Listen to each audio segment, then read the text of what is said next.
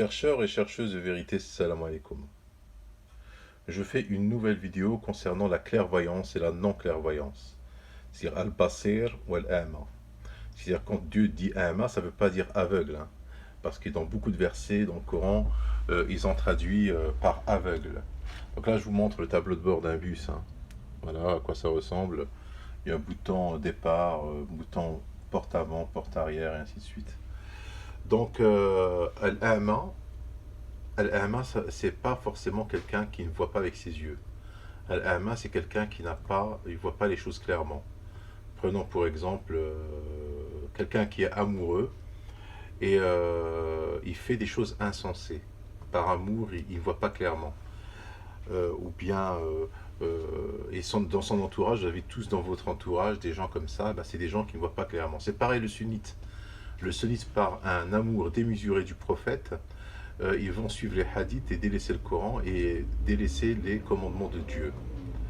Donc, Al-A'ma, c'est quelqu'un qui ne voit pas clairement les choses telles qu'elles doivent être vues. Al-Basir, c'est quelqu'un qui est clairvoyant. Il voit les choses clairement. D'accord? Il n'a rien qui l'empêche de voir clairement.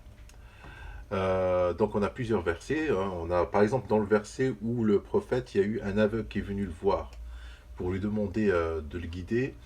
Et le prophète, selon des hadiths, il a détourné son visage, mais c'est faux. C'était pas un aveugle déjà pour commencer. C'était quelqu'un qui n'était pas clairvoyant. C'était quelqu'un qui ne voyait pas les choses clairement. Mais il avait ses yeux, il voyait avec ses yeux, il n'était pas aveugle. Cet homme qui est venu voir le prophète. Dans la sourate, je ne sais plus quelle sourate, vous allez voir vous-même. Après, il y a aussi le verset dans Sourate Taha, 124 et 125, où celui qui se détourne des versets de Dieu, il aura une vie très pénible, et le jour de la résurrection, nous le ressusciterons aveugle. C'est comme ça qu'ils ont traduit. Et il dira, ô mon Seigneur, pourquoi tu m'as ressuscité aveugle alors que j'étais bassé, alors j'avais la clairvoyance. Alors eux, ils ont traduit aveugle. Non, personne ne sera ressuscité aveugle. Les kafirines, d'ailleurs, Dieu voudra qu'ils ont leurs yeux pour voir les choses clairement. Parce qu'il leur dira, cet enfer-là, n'est-il pas, ne le voyez-vous pas clairement, cet enfer que je vous ai promis? Dans un verset, Allah dit, Alaysa hadihi jahannam allati kuntum biha tukadzibun. C'est-à-dire qu'ils la verront. Et il y a un autre verset où il dit Ra'yat al-ayn, c'est-à-dire ils la verront de leurs propres yeux, c'est-à-dire l'enfer. Alors il y a eu, pardon, il y a eu des sunnites qui ont dit que dans le Coran, qui ont dit dans le Coran il y a beaucoup de contradictions. Comment ils pourront voir l'enfer clairement alors que Dieu les crée aveugles? Il va les ressusciter aveugles. Il y a une contradiction. Eh ben non, c'est qu'il y a une mauvaise compréhension des mots déjà en arabe. Déjà, les musulmans arabophones, sunnites, il y en a beaucoup qui doutent sur la religion à cause de ces contradictions, tout simplement parce qu'ils n'ont pas donné aux mots leur vrai sens. D'accord? Personne ne sera ressuscité le jour de la résurrection aveugle. Seulement ceux qui sont non clairvoyants dans ce bas monde sera non clairvoyant dans l'au-delà.